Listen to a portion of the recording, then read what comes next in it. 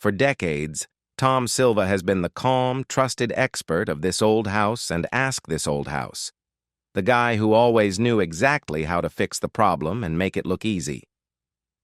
To viewers, Tommy's life seemed completely transparent, shaped by sawdust, blueprints, and practical advice. But behind the scenes, something very different was happening. For years, only a few families knew what Tom Silva was really doing when the cameras were off, and they were sworn to secrecy. The story involves California wildfires, unexpected disasters in Massachusetts, and a foundation no one ever saw coming. When this information finally surfaced in 2025, it shocked even longtime fans. So what really happened to Tom Silva after all these years? Where did he disappear to when he wasn't on screen? And what has he been doing with his fortune? Let's uncover the side of Tom Silva no one was supposed to see. Before diving into the rest of the story, it helps to understand who Tom Silva really is and where his lifelong passion for building began. Tom Silva was born on January 17, 1947, in Lexington, Massachusetts, into a family where working with your hands was simply part of daily life. His father was a builder, while his mother and grandmother were skilled seamstresses, so craftsmanship surrounded him from the very beginning. Construction wasn't something Tom discovered later, it was woven into his childhood. By the time he was 3 or 4 years old, he was already trailing behind his father at job sites, hammer in hand, eager to help, even if that meant breaking a few things along the way. Growing up as one of 5 brothers meant there was never a shortage of projects. Summers were spent renovating homes with his father, fixing things around the house, and learning by doing. The family lived in an old colonial house built in 1787, and at the height of Cold War anxiety, Tom and his brothers took on an ambitious project, building a fallout shelter beneath their home. They were just kids and didn't fully know what they were doing, but the experience left a lasting mark. That hands-on challenge sparked something deeper than curiosity. It planted the seeds of a lifelong career. After finishing school, Tom stepped straight into the family business. Along with his nephew Charles, he helped turn that early passion into a real operation, eventually forming the Silva Brothers Construction Company. By then, taking charge on a construction site felt natural. From those early days working beside his father to later becoming a trusted authority in home renovation, Tom stayed rooted in traditional building methods. While open to modern tools and materials, he always favored techniques that had proven their strength over time. That respect for durability and craftsmanship became the foundation of his work, and the reputation that would later make him a household name. He still takes quiet pride in his work. Tom enjoys driving around with his children and pointing out houses he built decades earlier, each one a reminder of a different chapter of his life. His path to television, however, came about almost by accident. Growing up, he lived next door to Russ Morash, the creator of This Old House.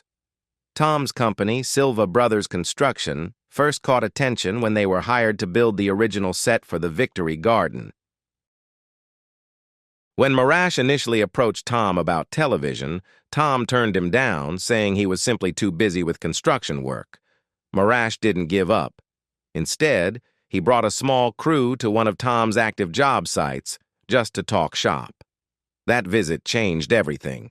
Seeing the cameras in action and talking through real construction problems sparked Tom's interest, and it opened the door to a role that would soon make him a familiar face to millions.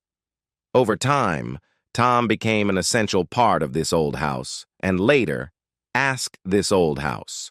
What he enjoyed most wasn't the fame, but the chance to help people by sharing practical skills, proven techniques, and honest advice.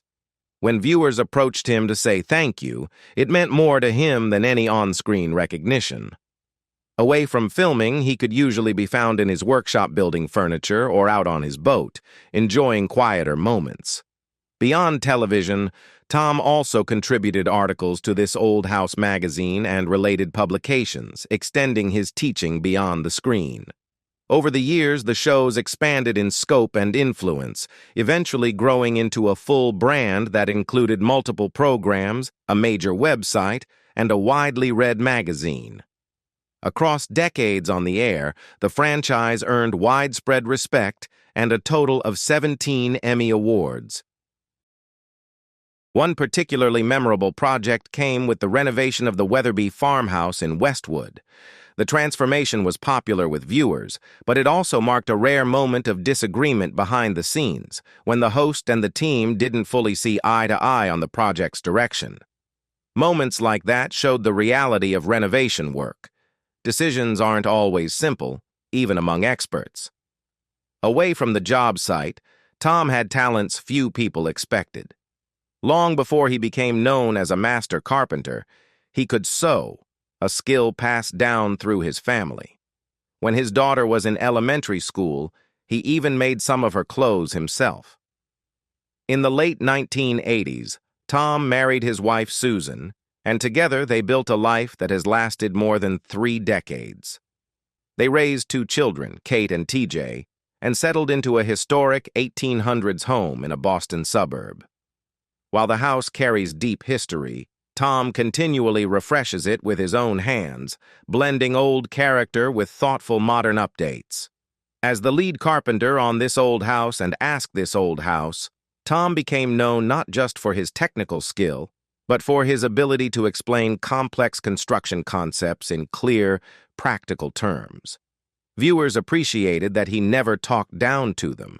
Instead, he broke problems into simple steps, giving DIY enthusiasts the confidence to try projects themselves. When fans stopped him to say thank you, it reminded him why he loved the work so much. Over the years, Tom earned a reputation for turning neglected houses into architectural standouts. Among his most celebrated projects was the Carlisle House, an 1820s farmhouse in dire need of rescue. Tom and his crew stabilized the foundation, replaced the roof, and carefully restored its historic charm. He also reworked an Arlington arts and crafts home, transforming a cramped layout into a spacious, energy-efficient space by correcting structural flaws, adding a dormer, and introducing eco-friendly upgrades. Another standout was the Lexington Bed and Breakfast, a historic property that required painstaking care. Tom focused on restoring original woodwork, doors, and windows while modernizing guest rooms and shared spaces. These projects reflected what set his work apart, tackling the difficult, unglamorous problems most renovation shows avoid, and doing it with patience, precision, and respect for the past.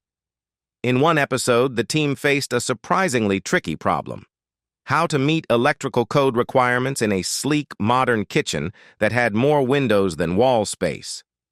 Building codes require outlets to be placed every few feet, but with barely any walls available, the solution wasn't obvious. Host Kevin O'Connor raised the question on behalf of the homeowner, and master electrician Heath Eastman stepped in with a clever workaround: retractable outlets that rise up from the countertop only when needed. The homeowner, Sunil, wasn't exactly thrilled about the idea. He worried that pop-up outlets would interrupt the kitchen's clean, minimalist look. Still, he accepted the reality with good humor, admitting that while he wouldn't choose anything on the surface himself, code is code, and it had to be followed. The moment perfectly captured what This Old House does best.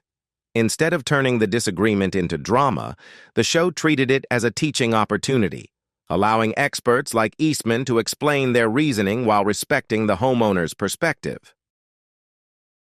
That approach is what sets the series apart. The crew remains front and center, and the show openly acknowledges that without their expertise, there would be no real progress. The focus is always on practical solutions and shared knowledge, not manufactured conflict. Tom Silva often uses moments like these to offer broader advice to homeowners taking on major renovations. His first rule is simple: start small. Large projects can quickly become overwhelming, so he recommends choosing one room and finishing it completely before moving on. That means handling everything: construction, painting, final details, and even furnishing until the space is truly done. Once it's finished, Tom suggests a small ritual. Put a bottle of wine on the table, close the door, and take a moment to enjoy it. Whenever the stress of the larger renovation starts to creep in, stepping back into that completed room can be a powerful reminder of why the project began in the first place. Too many homeowners, he warns, try to tackle the entire house at once and end up exhausted, or worse, never finishing at all. He also emphasizes smart budgeting. While everyone wants top-of-the-line finishes, Tom advises against cutting corners on things you don't immediately see, like windows, insulation, heating and cooling systems, framing, siding, and the foundation. Investing in those essentials may not be glamorous, but they make a home more comfortable, more durable, and far less expensive to maintain over time. When discussing modern home construction, Tom often points out something that surprises a lot of people. Older wood was simply tougher. Decades ago, lumber came from older, slower-growing trees, which made it denser and more resistant to moisture. Today's lumber is usually cut from younger trees, and that wood absorbs moisture more quickly, causing trim and exterior details to break down faster. He also notes that some manufactured trim products from brands like Boral or Azek can outperform natural wood, but even the best materials won't last without proper preparation. As Tom likes to say, even the most expensive paint will fail if it's applied over poor prep work. That kind of practical wisdom highlights a bigger issue in home improvement television. Most shows put the spotlight on the host, while the skilled tradespeople doing the hardest work barely appear. When they do show up, it's often just a quick montage, workers darting around, hammering, plastering, lifting, and painting, while the narrative stays focused on the personality at the center of the show. Their labor becomes background noise rather than the main event. Take Windy City Rehab, for example. While it's framed as a renovation show about Chicago homes, the real focus is its star, Allison Victoria. Promotional shots often feature her front and center, sledgehammer in hand, while the construction crews remain largely anonymous. This isn't unique to one series. It's a pattern across much of renovation TV, where tradespeople are sidelined in favor of a single, recognizable face. That trend may have real consequences. The U.S. is facing a serious shortage of skilled labor, driven by factors like retirements, the long-term effects of the Great Recession, and fewer young people choosing blue-collar careers. Media portrayal may be part of the problem. When trades are shown as background work instead of respected professions, it's not hard to see why fewer people are drawn to them. This is where This Old House stands out. The show consistently puts its crew front and center, including seasoned professionals and young apprentices. Viewers don't just see finished results, they see the people, skills, and decisions behind them. That approach helps explain Tom Silva's enduring success.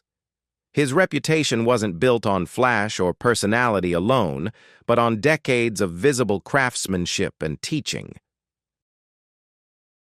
Because of that, it's no surprise that people are curious about Tom's success beyond the show. While his television work is a major part of his income, it isn't his only source.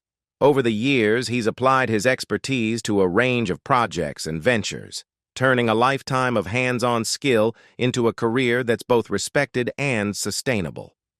Fans will be glad to know that Tom Silva remains active and deeply involved as a general contractor on This Old House, the program he joined back in 1986 and has helped define ever since.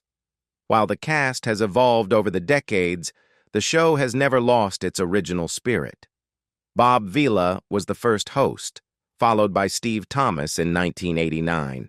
In 2003, the role passed to Kevin O'Connor, who continues to lead the series today.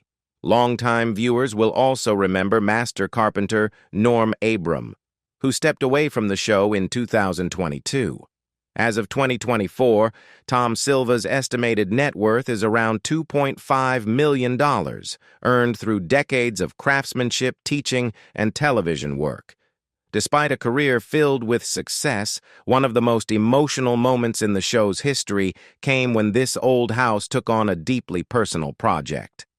For the first time in its 21-year run, the series rebuilt a home belonging to one of its own, contractor Dick Silva, Tom's brother. The house, located in Billerica, Massachusetts, was severely damaged by a devastating fire on March 9, 1999, and ultimately had to be rebuilt from the ground up. The season opened with this unusual and painful project. Although Norm Abram was never fond of fire restorations, the crew felt compelled to take it on. When the episode aired on October 2nd, viewers watched Tom confront the burned remains of a house he had worked on countless times over the previous 30 years. It was a raw, emotional experience.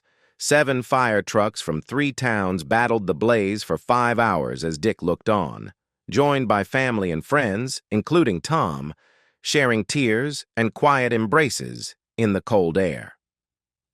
By 4:30 p.m., the last embers were finally extinguished. No one was seriously injured, though Penny, the family's 7-year-old Shar-Pei, suffered singed fur and smoke inhalation while trying to escape through a dog door. The loss was overwhelming. Dick and his wife Sandra had lived in the home for 32 years, raising their 3 daughters there. By morning, the damage was total. The roof had partially collapsed, every window was shattered, vinyl siding hung in melted strips, and the second floor had fallen into the first. Among the debris were heartbreaking reminders of what once filled the home. Charred toys, melted model cars, and a ceramic carousel horse blackened by smoke. Investigators determined the fire likely started near the heating system, though the exact cause was never confirmed. It was believed to have smoldered unnoticed for more than an hour. Director Russ Marash later explained that everyone in the neighborhood was at work, so no one heard the smoke alarms. A passerby, concerned by smoke pouring from the chimney, finally called the fire department. Fortunately, the house and its contents were insured for replacement value. Dick and Sandra hired a public adjuster to document their losses and work through the insurance process. The rebuilding began soon after. The original structure was torn down, a new foundation poured, and a new home rose in its place, described by architect Chris Damas as a folk Victorian. New siding and roofing followed, restoring not just a house, but a sense of stability. Outside of large-scale renovations, Tom has always taken joy in smaller, more personal projects. Over the years, he has turned burls into bowls, carved table legs, crafted baby rattles and baseball bats, made Christmas ornaments, and even built an engagement ring with a custom presentation box. These moments reveal the same care and creativity that viewers see on screen. Now approaching 80, some fans wonder whether Tom might eventually step aside. Whatever he chooses, his impact is undeniable. For generations of homeowners and DIYers around the world, Tom Silva has been more than a television carpenter. He's been a trusted teacher, a steady presence, and a craftsman whose calm authority and genuine warmth have left a lasting mark.